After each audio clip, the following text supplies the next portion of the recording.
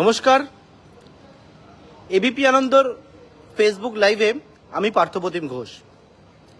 যে বিষয়টা আপনাদের জানাবার জন্য আমার বর্তমানে এই সময় আপনাদের সামনে আসা, সেটি হচ্ছে যে রাজ্য পুলিশের এসটিএফ দুজনকে গ্রেপ্তার করেছে। অত্যন্ত গুরুত্বপূর্ণ দুই গ্রেপ্তারি, এবং তাদেরকে বনগাঁতে গ্রেপ্তার করেছে। আপনারা নিশ্চয়ই দেখতে পাচ্ছেন। যে বিষয়ে আজকে জানাবো সেটি হচ্ছে বাংলাদেশে ওসমান হাদি খুন হয় গত বছর 12ই ডিসেম্বর, এবং সেই ওসমান হাদি খুনের ঘটনায় দুই অভিযুক্ত তাদেরকে গ্রেপ্তার করা হয়েছে। ওসমান হাদি বাংলাদেশে 12ই ডিসেম্বর ঠিক দুপুরবেলা 2:30 নাগাদ ফিরছিল যখন, তখন রাস্তার মধ্যে গুলি করে তাকে এবং গুলি করে খুন করা হয়। এবং সেই খুন করার পরবর্তীকালে ইতিমধ্যে বাংলাদেশ উত্তাল হয়েছিল। সেই ঘটনার পরবর্তীকালে দুজনের খোঁজে যখন বাংলাদেশে তাদের খোঁজ শুরু হয়েছিল, তাদের খোঁজ পাওয়া যায়নি। পরবর্তীকালে তাদের সন্ধান দেওয়ার জন্য একেবারে যে বিষয়ে অ্যাওয়ার্ড ঘোষণা করা হয়েছিল, এবং তার পরবর্তীকালে কিন্তু দুজনকে গ্রেপ্তার করা যায়নি বা ধরাও যায়নি।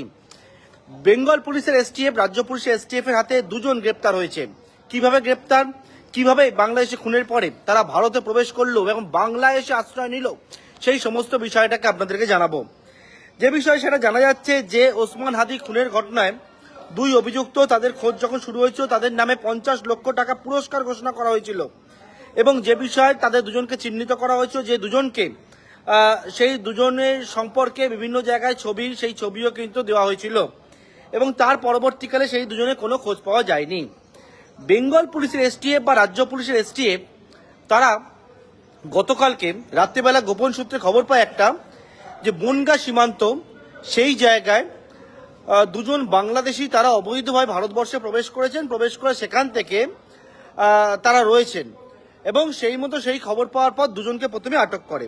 কিন্তু প্রথমে যারা জানতে পারেননি যে এরা কারা, তাদের দুজনকে আটক করার পর যখন জানতে পারেন বেঙ্গল পুলিশ এসটিএফ, কারণ ইতিমধ্যে তাদের ছবি সার্কুলেট করা হয়েছিল, বিভিন্ন জায়গায় জানানো হয়েছিল, সেখান থেকে জানা যায় যে এই দুজন আর কেউ না, এই দুজন হচ্ছে একেবারে ওসমান হাদি খুনের ঘটনায় যে প্রধান দুই অভিযুক্ত, যার মধ্যে ফয়জাল করিম মাসুদ, যার বাড়ি বাংলাদেশের পটুয়াখালীতে, ফয়জালের ডাকনাম রাহুল, অন্যদিকে আলমগীর হোসেন, যার বাড়ি বাংলাদেশের ঢাকাতে।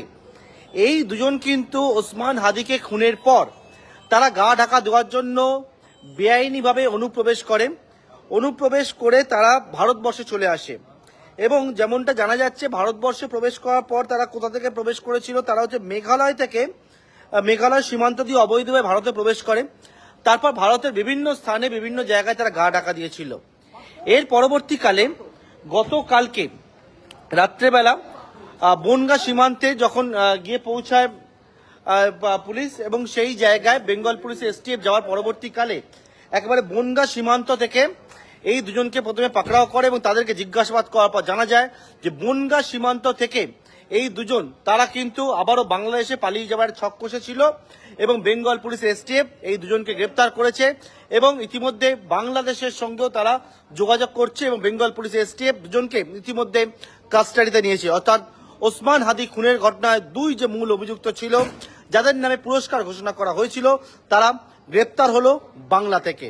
সুতরাং এই বিষয়টি জানাবার জন্য আপনাদের সামনে আমার এই ফেসবুক লাইভে আসা। পরবর্তীকালে যা যা তথ্য পাওয়া যাবে অবশ্যই আপনাদের সামনে আমি তুলে ধরবো।